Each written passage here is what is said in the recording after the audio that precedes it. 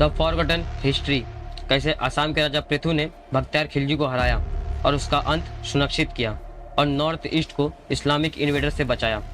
कामरूप का युद्ध 1206 एडी के द्वारा प्रकाशित किया गया। बख्तियार खिलजी भारत का एक जाना माना नाम है। वह आदमी वह है जिसने भारत के बड़े बड़े हिस्सों को तबाह कर दिया और भारतीय सभ्यता का लूटपाट किया, मंदिरों का तोड़फोड़ किया। कुछ विनाश तो उसने ऐसे किए जिसे आज तक रिकवर नहीं किया जा सकता, जैसे कि नालंदा विश्वविद्यालय। वह नालंदा जैसे बड़े प्राचीन भारतीय विश्वविद्यालय का विनाश के लिए जाना जाता है, लेकिन खेन वंश के आसाम के राजा पृथु के बारे में बहुत कम भारतीय जानते हैं, जिन्होंने खिलजी को इतने भयानक तरीके से हराया कि अफगान ने कभी दूसरी लड़ाई नहीं लड़ी। और कुछ साल बाद इस महान भारत नायक के हाथों अपने अपमान से उदास होकर वह मर गया। यह कहा जा सकता है कि असम के राजा पृथु ने बख्तियार खिलजी को मारा था, हालांकि सीधे तौर पर तो नहीं। लेकिन यह सोचकर हैरानी होती है कि भारतीयों को असम के राजा पृथु की तरह हमारे देश को बचाने वाले नायकों के बजाय इन्वेडर्स और डिस्ट्रॉयर के बारे में अधिक पढ़ाया जाता है। यह उस महान लड़ाई की कहानी है जो वर्तमान असम में हुई थी और जिसने भारतीय उत्तर पूर्व को इस्लामी इन्वेडर से बचाया था। सेना प्रमुख बख्तियार खिलजी, जिसने अपने क्रूर छापे के माध्यम से बिहार पर कब्जा कर लिया और उदंतपुरी विश्वविद्यालय को लूट लिया। 1193 में लाइब्रेरी को 3 महीने तक जलाया गया। उसने तब विक्रमशिला विश्वविद्यालय को नष्ट कर दिया और 9 मिलियन मानुस्क्रिप्ट को जला दिया गया। उसने फिर 1204 में नादिया पर कब्जा कर लिया और बंगाल पर कब्जा कर लिया। नालंदा में 90 लाख किताबें जला दी गई। उसके बारे में हम सब यही जानते हैं, लेकिन क्या हम असम के राजा पृथु के बारे में कुछ जानते हैं? हिन वंश के राजा जिन्होंने कामताश्वरी, जो एक माँ देवी दुर्गा का रूप है, उनकी पूजा करके कामरूप की लड़ाई में बख्तियार खिलजी को हराया। बंगाल पर कब्जा करने के बाद मोहम्मद बिन बख्तियार खिलजी ने 1206 में कामरूप और टिबट पर आक्रमण करने का फैसला किया। 12,000 तुर्की घोड़सवार वाली सेना के साथ खिलजी ने असम और टिबट पर आक्रमण करने के लिए देवकोट से मार्च किया। उसने वहां के एक स्थानीय आदिवासी के प्रमुख को इस्लाम में कन्वर्ट कर दिया और उसे एक नया नाम अली द मेज दिया। अली ने लगभग 10 दिनों तक खिलजी का मार्गदर्शन किया, जब तक कि वह कामरूप के बाहरी इलाके में भरंडी नदी पर एक विशाल पत्थर के पुल तक पहुंच न जाए। खिलजी ने 2 सेनापतियों को उनके लौटने तक पुल की रखवाली करने का जिम्मा सौंपा। खिलजी की सेना ने फिर कामरूप की ओर बढ़ने का फैसला किया।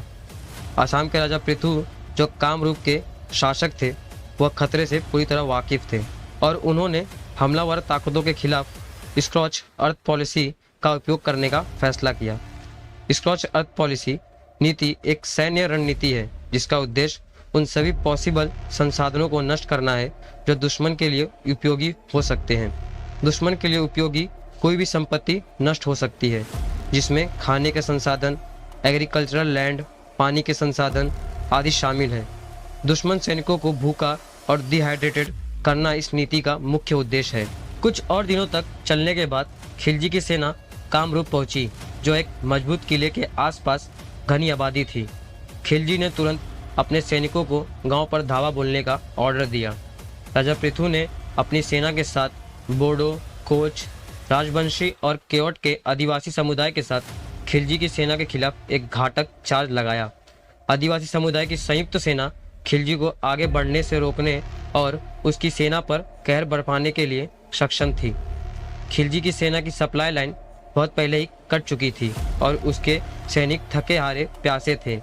खिलजी और उसके आदमियों के लिए लड़ाई बद से बदतर होती चली जा रही थी। युद्ध का पहला दिन तुर्की इन्वेडर्स के लिए एक बुरे सपने जैसा था और खिलजी के कई सैनिकों को बंदी बना लिया गया था। युद्ध अगले दिन फिर शुरू होना था, लेकिन खिलजी को खबर मिली कि राजा पृथु की सेना के लिए सुबह और अधिक रीइंफोर्समेंट आ जाएगा।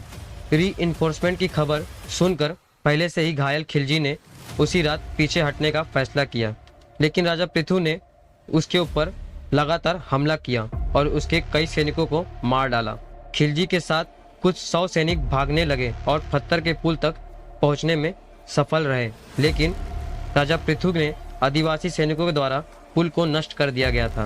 टूटा हुआ पुल देखकर तुर्की के बचे सैनिक और खिलजी ने नदी की दूसरी तरफ पहुंचने के लिए तैर के जाने का फैसला किया। कई सैनिक नदी के तल पर डूब गए और वहीं मर गए, लेकिन खिलजी किसी तरह बच गया और केवल 100 लोग ही बंगाल पहुंच सके। बुरी तरह हार झेलने के बाद बख्तियार खिलजी डिप्रेशन में चला गया और उसने कभी भी कोई भी कैंपेगन को लीड नहीं किया और लास्ट अपने ही सेनापति अली मर्दन द्वारा उसकी हत्या कर दी गई।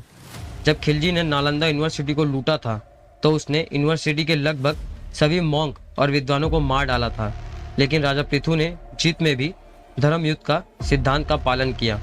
खिलजी के हजारों सैनिकों को युद्ध के कैदियों के रूप में राजा पृथु ने कब्जा कर लिया था, लेकिन उन्होंने उन्हें रहने के लिए सभी पॉसिबल रिसोर्सेज दिए और उन्हें असम में बसने की अनुमति दी, जिसने असम में इस्लामिक बस्तियों का शुरुआत किया।